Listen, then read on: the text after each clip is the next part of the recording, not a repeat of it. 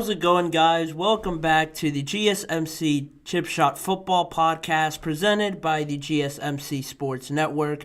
I'm your host, Manny Maradiege, live today on April 23rd to talk some more about the NFL Draft coming here in just a few days. I got some stories on the Atlanta Falcons and the Philadelphia Eagles. Starting off today's episode, I feel like I gotta clear up some things. Yes, you're not seeing things. That is a moose behind me there. I'm in a different studio today in my school's radio station, U92 The Moose, so that is why you see a moose behind me. I thought it'd be a little bit better, honestly, than facing the other way with a giant green screen, so I wanted to clear that up before I started. You're not seeing things. Yes, there is a poster of a moose behind me, but in saying that, starting off today's episode, we're going to talk about the Chiefs coming to a deal that extended their head coach, their general manager, and their president all at once announced today. I'm going to get into the details of that and just what it means for the Kansas City Chiefs going forward. Later on today's episode, we're going to talk about the Eagles and the Falcons, about the whole tampering situation that has been an ongoing investigation thus far. More news came out today, so I'm going to talk about that and just give you guys an update on where that situation stands. We're going to talk about the Chargers and what they're looking for in any sort of potential trade that is offered to them. All of that coming on today's episode of the show. Make sure to like, follow, and subscribe to the GSMC Chip Shot Football Podcast. And before I go into that first segment on the Chiefs, I want to remind you guys, if you would have any questions or comments during today's show, use the tip and donations link you see on your screen, gsmcpodcast.net. Using that link, I'm able to see your question or comment pop up in my chat box. I can read it out loud and carry on the conversation that way, answer any questions you guys may have. I think it's more engaging this way. It's a lot more fun. It's a big help for the show as well, on top of all the other shows. So again, the tip and donations link is gsmcpodcast.net. And now we can officially start with the first segment of the show.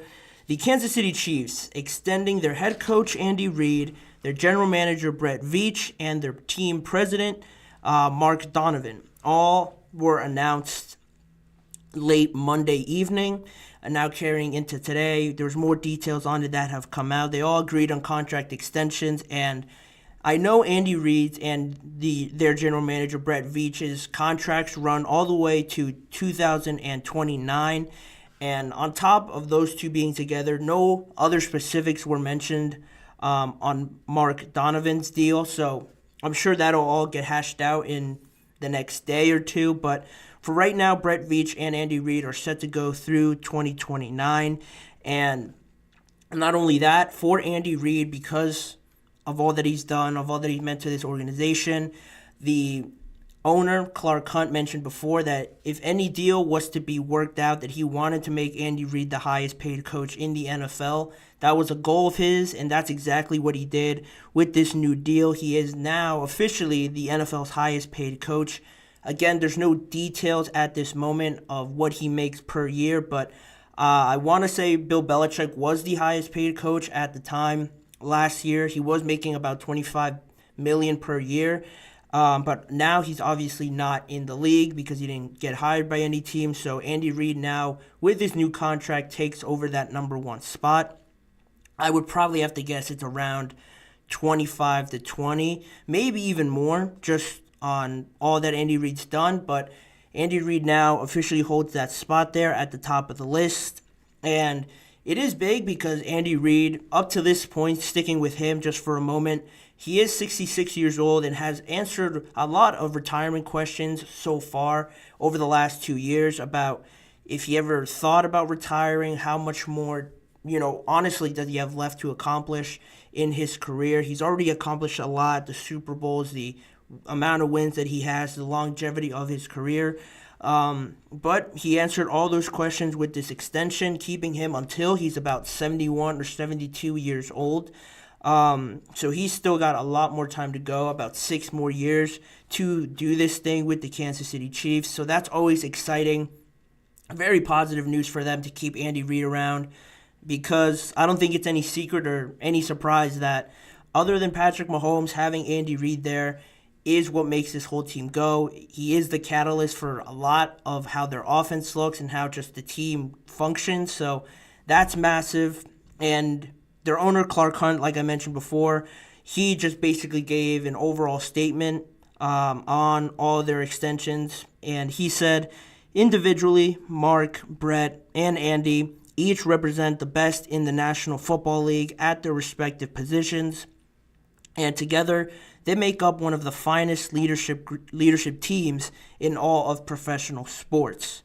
Just an overview in the news release that the team released yesterday on the announcement of their extensions. Looking at what Andy Reid, General Manager Brett Veach, and Mark Donovan have each done since being here, it is quite interesting looking deeper into it and how they all sort of have been connected all this time. All their careers have been just tangled with one another. And to reach this point, looking back on it from when they started in 2003, 2004-ish, they're about there. They've been going for 20-plus odd years. And just going more into depth on each of their situations and sort of their history with coaching and their careers. Starting with Andy Reid, he was hired back in 2013. He is the fifth head coach now with 3+ Super Bowls, second all-time in playoff wins.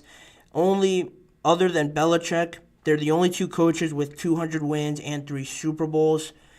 And on top of that, I think the biggest thing that gets mentioned with Andy Reid is that, his time in Kansas City has obviously been outstanding, flawless even.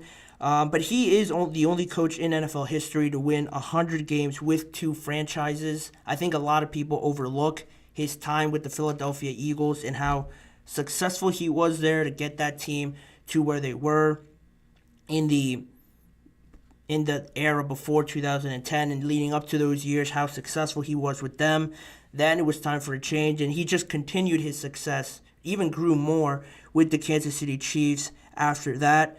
And in 25 seasons as a coach, overall, he has 3 Super Bowls, 5 conference titles, 14 division titles as well. That is Andy Reid, the longevity. All of that comes with all these records that he's broken. Yeah, it helps to have Patrick Mahomes in there. I'm sure that doesn't hurt. But it really has been, looking at it from 2013 to where he has come now, all those accomplishments I just mentioned, all the records, it does just show how vital he has been to the Chiefs to keep him around for this long. And the Chiefs, in all honesty, haven't been as relevant as they have been in the last 5 years back then in 2013. So to keep Andy Reid around and just have the trust in him to build his program up, it goes to show to a lot of these organizations that have coaches in there for 3 years, 2 years, 4 years, that's simply not enough time to build a absolute machine like the Chiefs have now. It takes sometimes this amount of time. If you're fortunate enough, it takes a little bit shorter, but regardless, it is a process. It is a marathon when you're talking about building a dynasty. That word's thrown around a lot with a lot of teams and their success in a certain time period.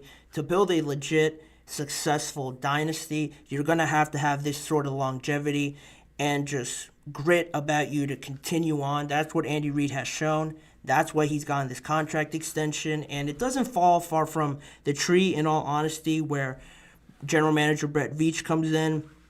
He became the Chiefs general manager in 2017. And nothing probably will be more famous than him becoming the general manager in 2017 and then trading up to draft Patrick Mahomes in 2017 at pick number 10. And the rest is history from there. From that point, how fortunate you have to be. Just think about it for a second, to come in and think, we're going to move up and draft this kid because we see something in him. Nobody in that year had Patrick Mahomes even close to what he could be now. And to see something in Patrick Mahomes, trade up to him nonetheless in your first year, it's nuts to think about how it all just fell like this for Veach and the Chiefs organization in 2017 in his first year. to get their franchise quarterback still for the next 10 plus years. It's really exceptional and just extraordinary how that all just fell into place. And since then, like I mentioned, the rest is history. 3 Super Bowls, 4 conference championship games, 85-30 record in 7 seasons as the general manager. At least 10 wins in each of those seasons for Brett Veach as the general manager. Nothing short of flawless again with him, and how it all connects still. It even connects further with their president, Mark Donovan. When he became the president in 2011, he joined the Chiefs technically in 2009, but he was elevated to the president in 2011. Worked as the Eagles' senior vice president from 2003 to 2008. While Andy Reid was the head coach there, and Brett Veach was on Andy Reid's staff as an assistant coach / scout back then from 2004 to 2009. So that was probably the craziest part to me, how all of them have been together for about 20 plus years now, back to their time with the Chiefs. Andy Reid, head coach, Brett Veach, assistant coach, scout, and Mark Donovan, senior vice president, all part of the Eagles, all continuing together to the Chiefs and sort of building their own sort of era organization, really implementing their stamp on it. And now you see where it has grown to. I'm sure none of these guys would have thought that back then in 2004 to 2009 that they would ever come close to where they are now. But it is funny how it all works out like that, just working around these guys. You don't think by any stretch of your imagination that you're going to get to where the Chiefs are now with this group, but this is where they are. They all have definitely deserved all the records, all the praise, and everything that they've built, because as much as it is the players, the organization, the coaching, and all that matters tremendously just in terms of stability, having the same routine, the same standards, establishing a culture, another word that's thrown around a lot, building a team culture and how important that is.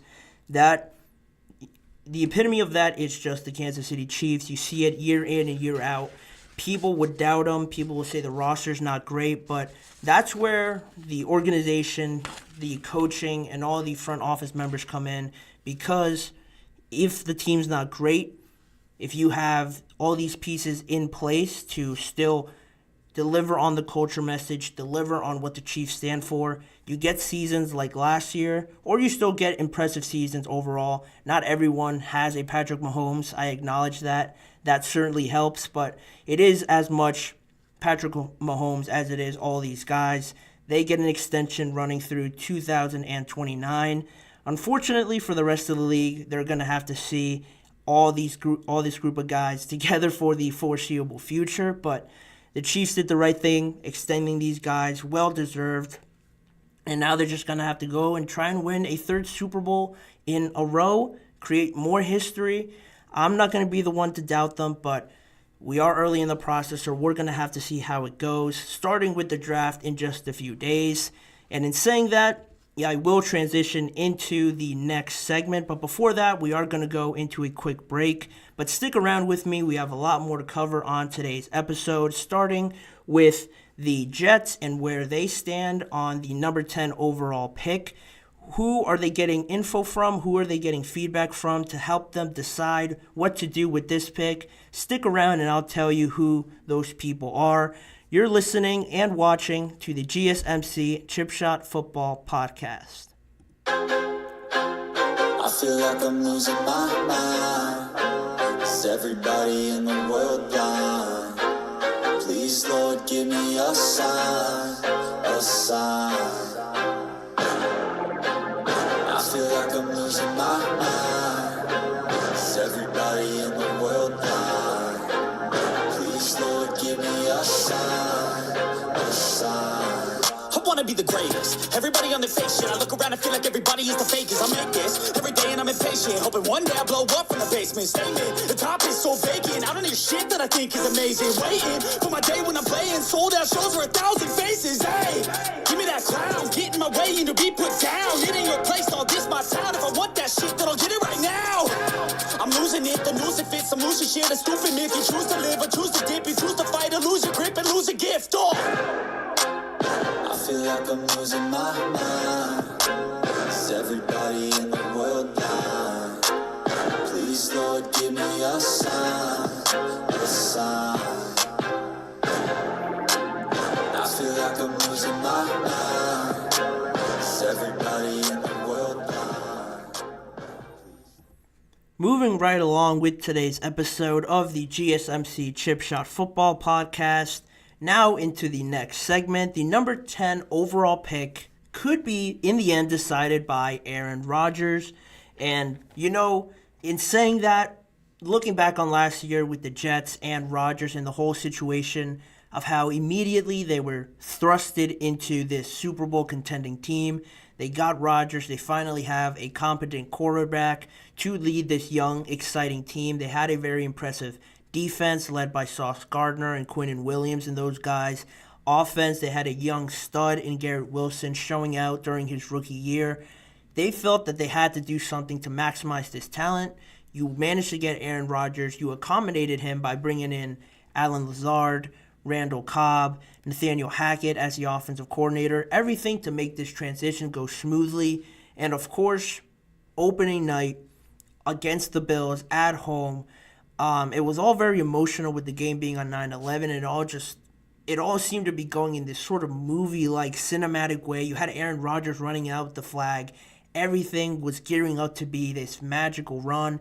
And then Aaron Rodgers tears his Achilles, and it just destroys everything. The image that any Jets fans have of this sort of perfect season that could have been with Rodgers, it all just vanishes like that.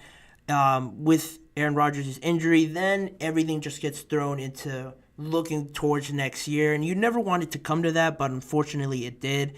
And now I think the biggest lesson that last year taught the New York Jets was that they have to maximize and not take for granted what they have with Aaron Rodgers and not just put it all on the quarterback. It is important. It's certainly the most important position on the field.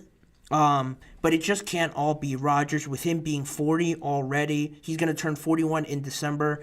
Not only did it teach them not to take this all for granted, but it taught them that with Zach Wilson in there, it looked way worse than it should have for a team that was supposed to be contending for a Super Bowl, or at least the conference.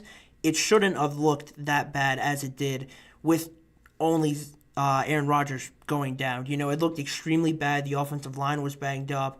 The offense wasn't putting up points. The defense looked solid, but they couldn't do it all themselves, and everything just they got exposed a lot as the Super Bowl AFC contending team. They showed their flaws a lot more than people would have thought, and now leading into this year, they took it a lot more serious, leading into one of the best off seasons probably in my mind because of all the pieces they added. Mike Williams, Morgan Moses, Tyron Smith, John Simpson, all on the offensive line except Mike Williams. You add him to Garrett Wilson. On the defensive side, you trade for Hassan Reddick. And now it looks like, just on the outside looking in, that, wow, the Jets addressed a lot of positions, almost all of them. How much more can you get better? You say that, you feel like that, and then you realize that the Jets still have a top 10 pick, number 10 to be exact, in the draft. And people have been rumored with thinking they're going to go defense, maybe pass rusher, maybe get another offensive weapon for Aaron Rodgers to really eliminate any excuse that he has about potentially playing well or being rustier and all of that. That's where this whole issue lies, and this main point comes to light with this number 10 overall pick. With how the top 10 is rounding out right now, you have about 4 or 5 teams that could be looking for quarterbacks. You look at the Bears, they're going to go one. The Commanders, the Patriots, potentially the Giants. You don't know where they fall right now, but the Patriots, Commanders, and Bears are all going to go quarterback. Then you have, say, Drake, or say you have J.J. McCarthy, Michael Penix, and Bo Nix left over. You still have other teams in there that could still look for quarterback. Will they trade up into the top 10, overcrowding it even more with offense and quarterbacks specifically? Then you look at the Giants, the Chargers, and even the Bears at number 9 again, all have been heavily rumored with drafting wide receivers. How could Marvin Harrison, Malik Neighbors, and Rome Odunze not be top 10 picks? So they all have to be jam-packed in there. They have to fit in there based on the evaluation on how people have them ranked. They're all top 10 talents, so it pushes players like Brock Bowers, a tight end position that's not so attractive just to the naked eye. You look at the receivers, quarterbacks, pass rushers are all offensive linemen for the Titans at 7. They're all looked at as more vital than the simple tight end. And no disrespect to tight ends, but that's just how it is. Even with a guy like Brock Bowers, generational type of talent at the tight end position, one of the most talked about prospects in recent memory, coming out of this draft, impressed everybody at Georgia and what he was able to do there. Won tight end of the year for the last 2 years, racked up all the accolades you need to garner this type of attention, and he might not make it into the top 10, which is crazy. Where now the Jets fall into this spot where could we just go best player available and take Brock Bowers, even though you might not necessarily need him on the offensive side of the ball when you've addressed wide receiver already? Breece Hall's looking great. You address the offensive line. Do you really need the best tight end? I'm sure it won't hurt. I know that, but it is interesting to think about because they could also go defensive line. Other than Hassan Reddick, they have Jermaine Johnson there as well. Quinnen Williams up the middle, but you need depth there at that position.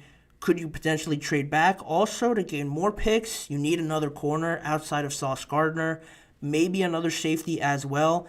All these are questions that they have to answer, and something that a lot of people will think it'll fall on General Manager Joe Douglas, head coach Robert Saleh, but also potentially on Aaron Rodgers, according to ESPN's Jeremy Fowler. He suggested Bowers could be the pick if Rodgers deems it that it could be that way. If he decides, yeah, I want a tight end, yeah, I think it'll fit. I'm sure they're going to ask him. It's Aaron Rodgers. I'm sure it happens with all the other quarterbacks. They're going to ask him, and he could be ultimately what decides and what draws their hand on them drafting Brock Bowers.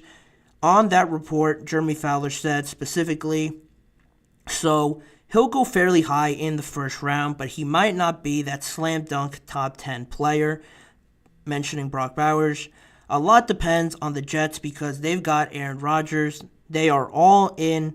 They are all in for 2024. So if they're doing the long play, they might like to take an offensive tackle or something that is not as sexy and play for the long future. But they're all in now. So if Rodgers wants a tight end, he might get his guy. I'm almost getting sick of using the term all in. I think everyone's overused it. In all honesty, a lot this year. I just recently saw, before I came on here, Jerry Jones said it again, that they're all in on the draft. Now Jeremy Fowler's saying it about Aaron Rodgers. I think it's getting very, very much overused this offseason. But as opposed to the Cowboys, what Aaron Rodgers and the Jets are doing now, they're actually living up to that phrase all in. With if they go Brock Bowers, that is surely the team that is going all in this offseason with everything they've done. They've addressed almost everything like I mentioned before. And it's almost like, you know what? It's almost like that meme you see on social media sometimes, tell me you're this without actually telling me you're this. Show me that or tell me that you're all in without telling me you're all in. The Jets epitomize that meme. That just popped into my head thinking about it. They epitomize that meme perfectly. That fits them perfectly because they've actually done it.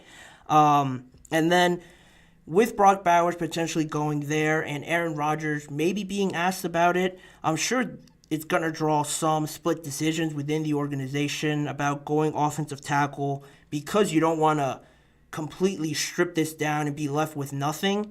After Aaron Rodgers departs, that could be in a year, 2, 3 maybe. It's not going to be that much longer. So I do understand what they mean by playing it out for the future. But in all honesty, where I stand on it, and if I believe this sort of report, I think it would be true, and I think Aaron Rodgers would just say go Brock Bowers, because I know, or I assume I know, that Aaron Rodgers knows that his career is closer to the end than the start, certainly. So he only has that one Super Bowl. As much as he wants to say that that doesn't bother him, I'm sure at some point, to some extent, he's feeling that he is one of the greats. His talent has shown that. He's shown that. I'm sure he'll say you have nothing to prove, but to have only one Super Bowl, I know he wants to get there again. Why not draft somebody that'll help you add to that, someone you can build a connection with, and maybe, who knows, extend your playing career a few more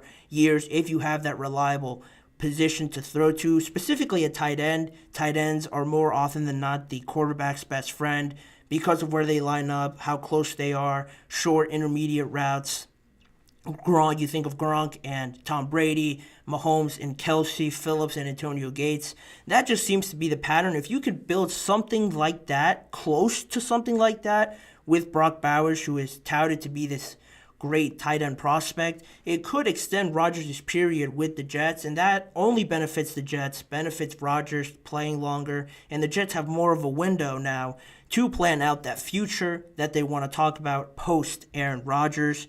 And General Manager Joe Douglas also held his pre-draft press conference last week on Friday morning and stated that the top 10 pick provides them with great flexibility. Those were his words. And if they do draft a tight end and it turns out anything like Kelsey, like I mentioned, the Chiefs, with Kelsey, I meant George Kittle, and Detroit, and the Detroit Lions most recently with Sam Laporta. He said that they're real dynamic weapons on offense. So it looks and sounds like he's not pushing the idea away. It sounds like he's open to it. And just continuing on with this idea that some people might bring up on the opposite side of this argument, oh, they're only drafting Brock Bowers because they want to please Aaron Rodgers for some reason and just accommodate him with everything. That may be true, but why wouldn't you do that with Aaron Rodgers and how much you put on his shoulders to depend on how successful this organization is? Why wouldn't he be making decisions like this? Why wouldn't you try to make it as easy as possible for Aaron Rodgers? And it's not like this would be the first time they're doing this. I mentioned Nathaniel Hackett before, Alan Lazard, Randall Cobb. All of them have already come in to try and accommodate Aaron Rodgers to some extent. Why not continue it with a young, talented, generational type of player in Brock Bowers? For all the reasons I mentioned prior. And it's similar to a Lamar or Patrick Mahomes or Josh Allen, who I'm sure their organizations are talking to them, getting some information from them, some feedback on who to draft. I mentioned before, I know I talked about it before with John Harbaugh, asking Lamar what he thinks, really being involved with that. I'm sure Patrick Mahomes is talking with Brett Veach, Andy Reid on what wide receiver potentially to take in the first round. I know Josh Allen is giving his input on any sort of receiver that he wants to throw the ball to be his number one guy. All the other quarterbacks do it. It's a lot more common, and if the Jets decide to go this way, I think I would side with them. It would extend Aaron Rodgers a bit longer. I truly believe that, and it'll help the Jets really just put up points on offense. That's really what it's all about nowadays in the NFL. Their defense is good enough as it is to come up with a couple stops during the game, keep teams to under 22, 21 points. If they're able to do that and they have this offense, I don't think they'll struggle or really have any problems winning games, rebounding from last year. It's looking good. Now, the number 10 pick is going to be a big, pivotal piece to how the rest of this offseason goes and how they built out the remainder of their roster. But they're on good pace. I'm a fan of what they're doing. We're just going to have to see what they decide to do here in a few days. But in the meantime, we will continue on with today's show. 2 more topics coming on down the pipe. I mentioned before the Chargers and what they're looking for in a trade. We're going to get their general manager's thoughts on that, as well as talking any updates on the Falcons and the Eagles tampering situation that has been lingering since the start of the new league year. Stick around. We're going to get into those stories after this quick break. Don't go anywhere. Looking for your daily fix of sports talk without having to pay for it? GSMC Sports Network is available on YouTube. Just search GSMC Sports Network. Get your fix of daily sports talk shows on YouTube, absolutely free. NFL, college football, NBA, MLB, MMA, UFC, fantasy football, and so much more. GSMC Sports Network has shows running all day long, with new sports shows starting every 2 hours. Just like on your favorite cable sports channel, except GSMC Sports Network is absolutely free. Just search GSMC Sports Network on YouTube to catch one of your new favorite shows, like the GSMC College Football Podcast, Chip Shot Football Podcast, Hoops and Heels Women's Sports Podcast, GSMC Basketball Podcast, and so many more. Check it out for yourself. GSMC Sports Network, now available on YouTube absolutely free. Search GSMC Sports Network on YouTube right now.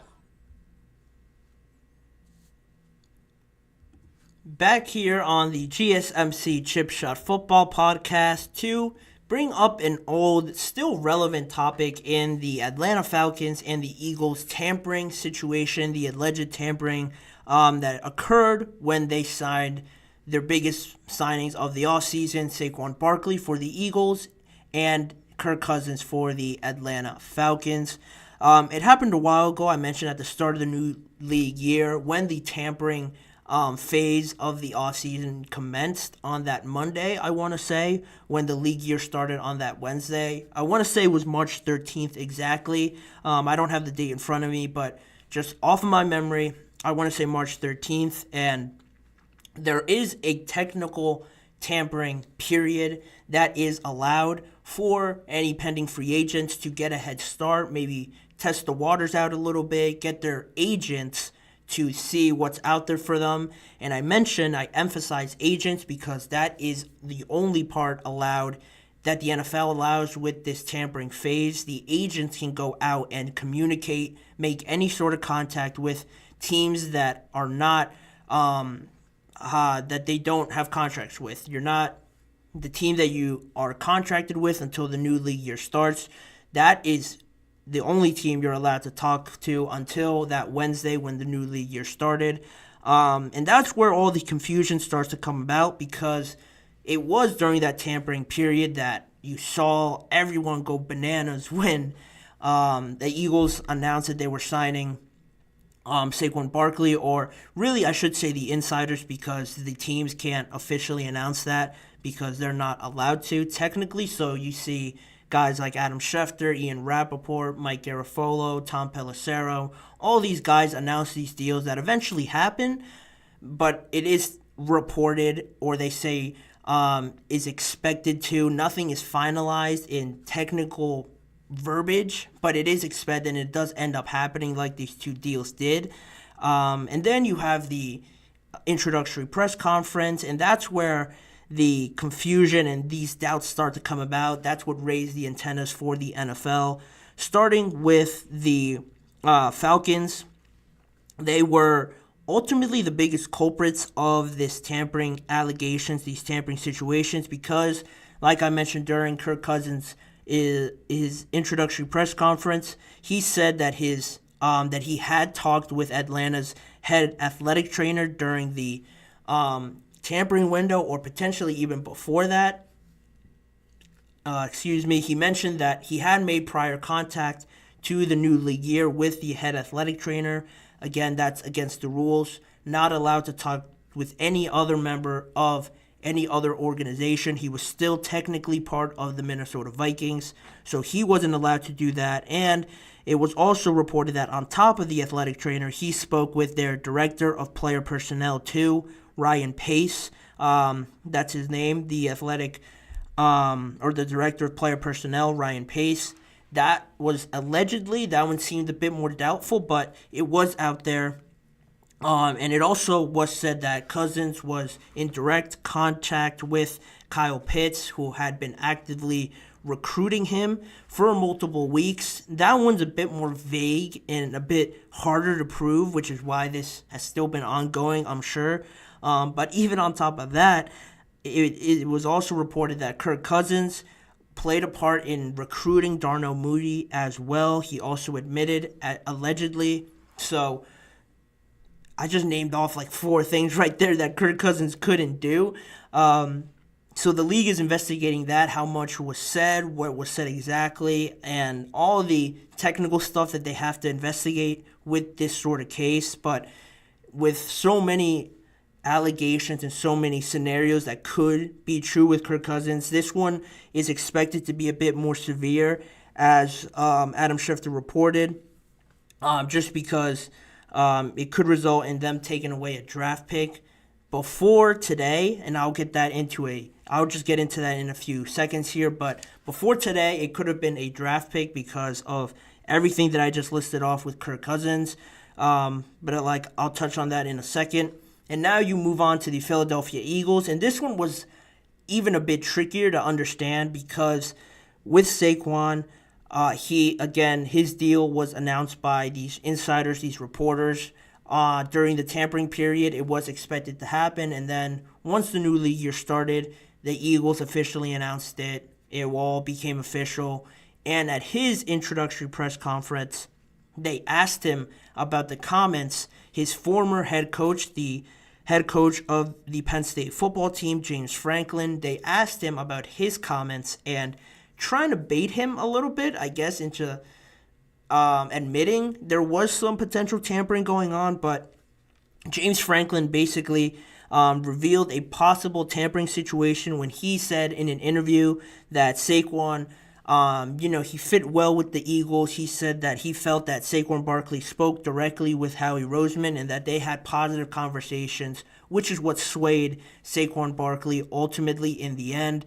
They asked Saquon about what James Franklin said, about him having direct contact with Howie Roseman, and Barkley, as everyone would imagine, denied it, basically saying that he felt that his former coach misunderstood what he meant to say when he told his former coach about his decision.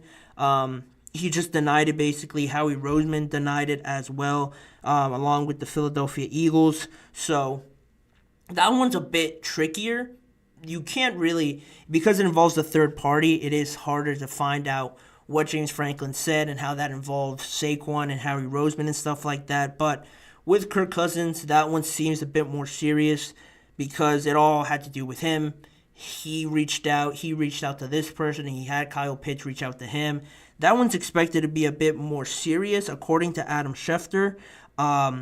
He reported that yesterday, and he also said that the punishment was supposed to fall in line this week.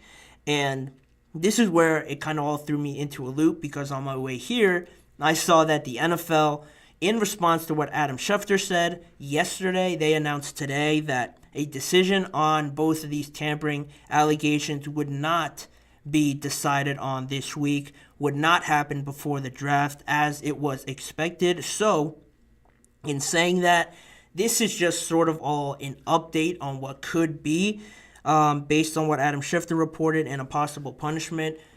Before this, I thought it was going to happen before the draft, as it did last year with the Arizona Cardinals and the Philadelphia Eagles. If you remember, last year the NFL announced quite literally right before the draft, that same day, that the resolution between the Cardinals and the Eagles over another tampering allegation, potentially the Cardinals reaching out to the Eagles defensive coordinator, Jonathan Gannon, who is now their head coach, prior to the period that they were allowed to. So they were accused of tampering.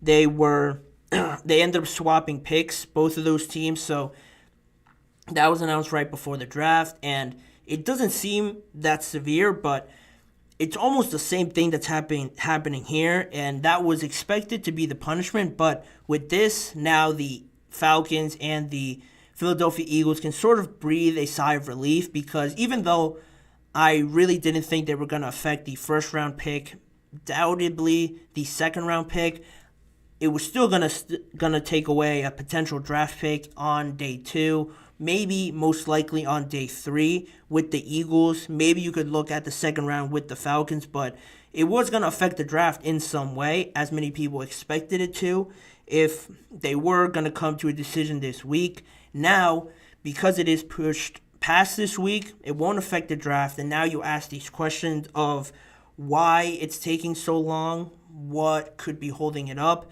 now what could be the punishment potentially. Of course, you could look to the draft next year, but, to announce that in July, June, or something like that, it just would seem odd for the NFL to wait that long and just announce it for next year's draft and how that would affect it. It doesn't hold the same weight, in all honesty, by doing that. I think teams would just brush it off, and it wouldn't really create an effect with all the other teams to get them to think, like, hey, don't tamper or else this is a serious matter that could really affect you. If they're just taking away a draft pick next year, not even a second round or a first round pick, I think all the teams are just going to brush it off, and it's not really going to create or do any real good, any real change to getting teams to stop doing this. So there's that. And you look at other situations prior to this. I mentioned the Eagles and the Cardinals last year. The most severe punishment actually fell on the Miami Dolphins. That affects them now in 2024 as well, when they had their 2023 first-round pick and their third-round pick this year stripped from them completely for tampering with Tom Brady and Sean Payton a few years ago, trying to recruit them over to joining them over there in Miami. They were accused and found guilty of tampering them, communicating with them prior to when they were allowed. So the NFL took away their first-round pick completely last year and their third-round pick in this year's draft. So that one was a bit more severe because most people think that it happened over a few years. It happened first in 1 year with Tom Brady, then they did it again with Sean Payton in the following year or the year before. So that's probably why it was more severe for them. And taking away a first-round pick is probably as bad as it gets, especially where the Miami Dolphins were at that point in their rebuilding, retooling process. So that was as severe as it can get. I didn't expect that to happen to the Falcons or the Eagles, but regardless, if it was a second-round pick, it still would have been taken pretty seriously. And now, again, you have to ask, when is the NFL going to decide to announce this sort of decision with tampering and still having it create that ripple effect to all the other teams to try and get them to stop doing this, to follow their guidelines and their set dates for tampering and not breaking those codes of contact. And it is unclear, like I mentioned, why the NFL is taking so long, but with the draft coming up and all the other situations, it seems like they've taken a lot longer with figuring out.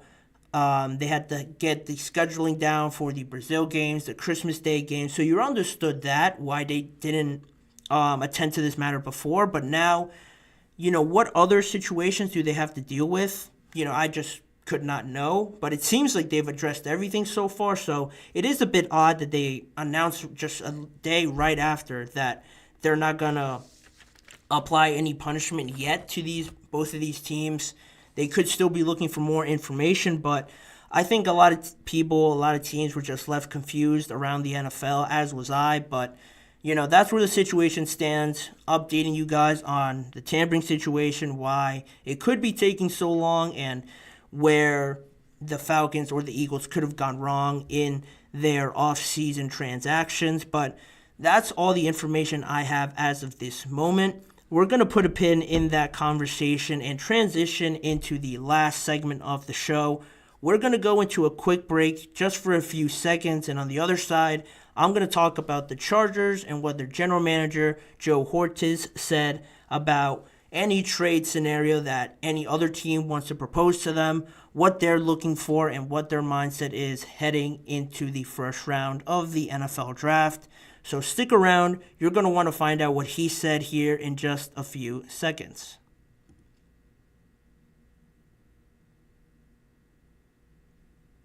For the best and latest podcasts available anywhere, go to the podcast app on your cell phone and type in GSMC to access free content-rich podcasts on health and wellness, book reviews, sports, entertainment, relationships, social media, movies, technology, finance, and even weird news. Subscribe and download the GSMC Podcast Network's family of shows, available everywhere podcasts are found.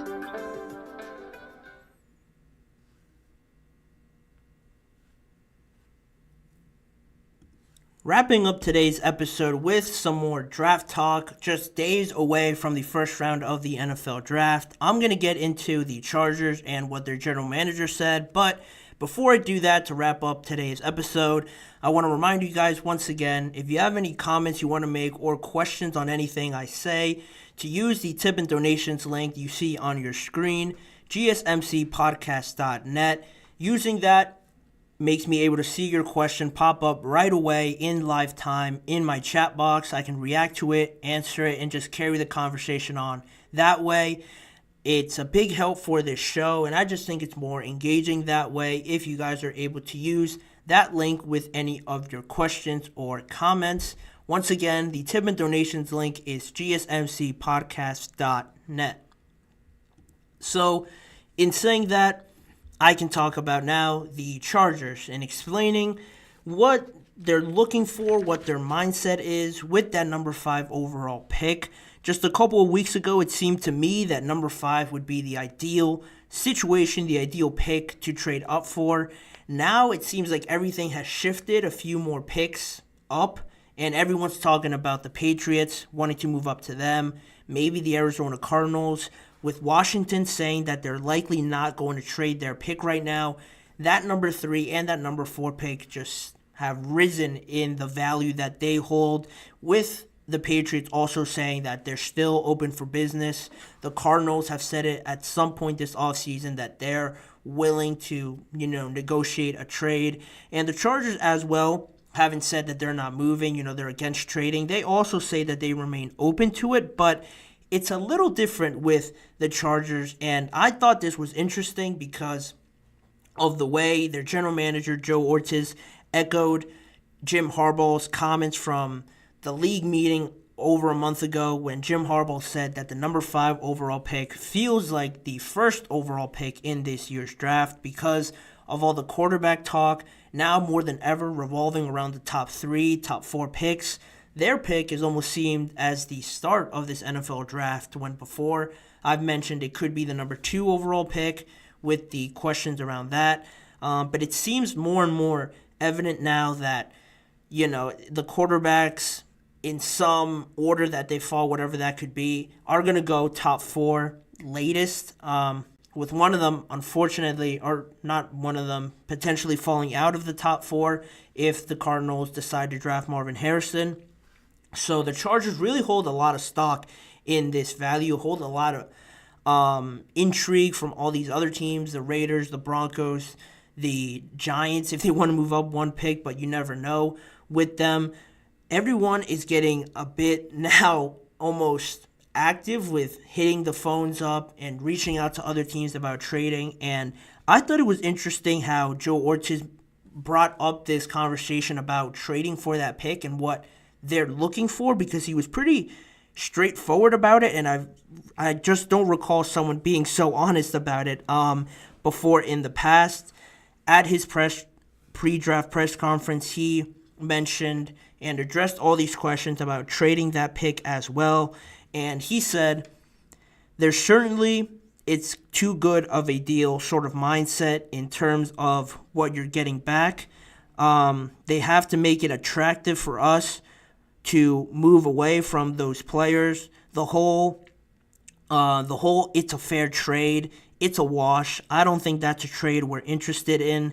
And that's basically what he said, pretty honest. And I do agree with him to some extent, just because now more than ever, like I said before, this number 5 pick holds a lot more value than I think a lot of people anticipated a few weeks ago.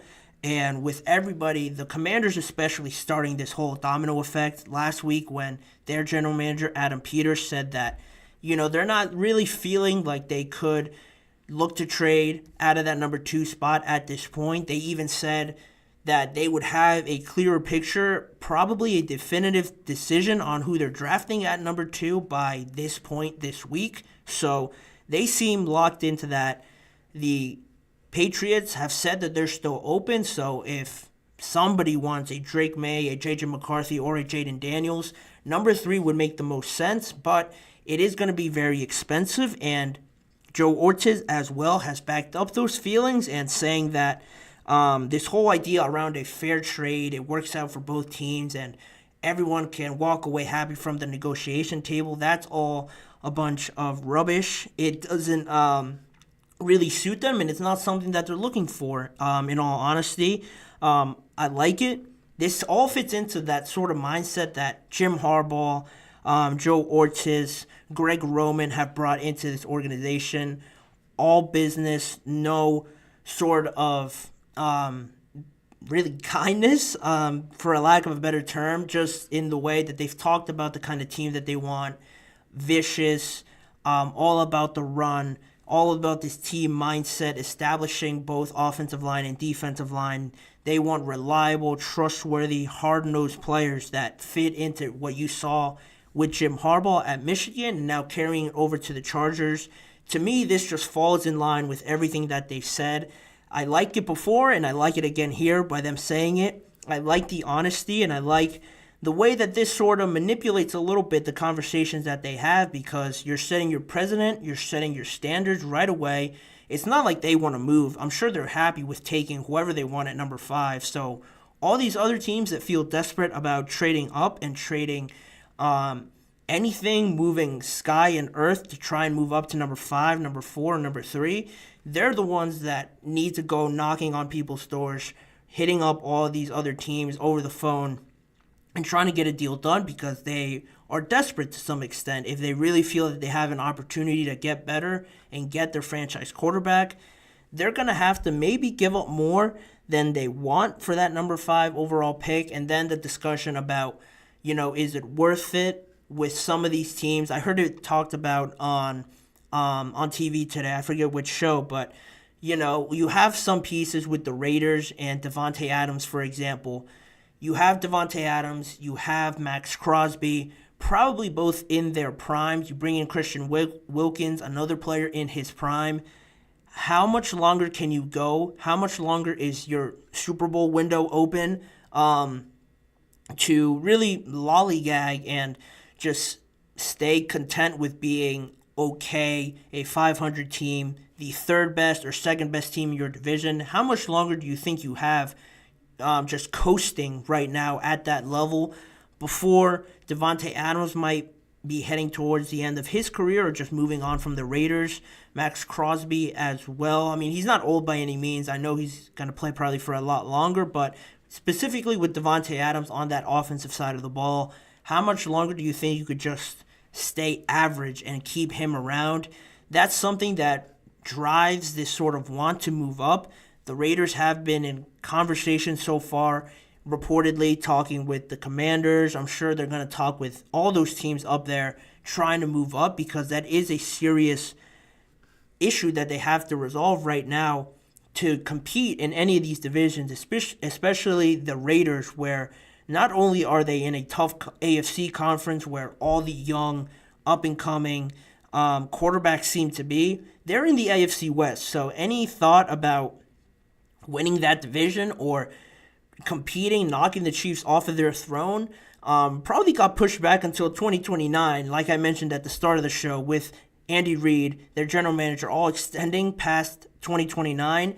If they don't do anything, it's going to take 6-7 years before they can really contend again and push the Chiefs to their limit, because not only are the Chiefs maintaining their president and their standard by keeping around their head coach, general manager, and president, if the Raiders don't do much to move up and try to accommodate to what Joe Ortiz is saying here with his feelings around that number 5 pick, they just have to live with the consequences and everything else that follows after that. You look at a team like the Broncos now with their quarterback situation. Are they going to be content with that? In the same division as well, the same sort of issue lies with them. Are they content with just being probably at the bottom of the division until who knows when, and rebuilding this whole situation from scratch? They have to figure that out. Is Zach Wilson the quarterback? Is it worth bringing in another guy? All these are questions that I'm sure they're discussing right now. And even as well with the Vikings, they have 2 first-round picks, so that's a bit more open, but deciding on where to move up, if one team is being a bit harder to negotiate, do you risk trading down to or trading up still to number 5 or number 4 and potentially missing out on J.J. McCarthy, on Drake May if you like one of them? If you trade up and they still aren't there at number 5 or number 4, then you're really stuck. So all these pros and cons have to be weighed out. The Chargers have set their standards, have set their mindset on how they feel about this pick, and now all these other teams are going to have to just try and negotiate something with the Chargers. If not, I'm expecting them to take probably an offensive lineman by the way that they're building this team, but I like the way that the Chargers are keeping full 100% focus on this is our team, this is what we want, this is our mindset, our attitude with it. You either accommodate to it or you just keep moving on and look for something else. I think it's the way to go for them, trying to rebuild this team with Jim Harbaugh, Justin Herbert. They have the quarterback, they just need everything around them. I like this attitude that the Chargers are bringing. It is refreshing to see it from the Chargers. They've been at the wrong end of a lot of jokes, a lot of memes, a lot of just poking fun at them. Now it seems like they're taking it seriously, taking it to heart, and we could see a different Chargers team. I'm anticipating them being sneaky good. I know it could be a hot take, but I just like Jim Harbaugh. I like what he's done so far. We'll see how that pans out. But they're sticking to their standards, and I'm a big fan of that. So in saying that, that will conclude today's episode of the GSMC Chip Shot Football Podcast, brought to you by the GSMC Sports Network. Please remember to like, follow, and subscribe to the show, as well as following the whole network on Facebook, Instagram, X, TikTok, and more to check out all of the other network's content outside of sports as well. But if you want to see more of me and this show, check out the GSMC Sports Network channel and the Podcast Network channel on YouTube, where YouTube Shorts are posted every weekday. Full live shows are all recorded and are all on both YouTube channels as well, on top of individual segment videos. If you want to see a certain segment or rewatch one that you missed out on during the live show, they're all on there as well. Tune in every weekday at 6:30 p.m. Eastern Time for more discussions, NFL conversations with me, Manny Maradiaga, as your host. Thanking you guys once again for joining me on today's episode, and I hope to see you all tomorrow for the day before the NFL Draft.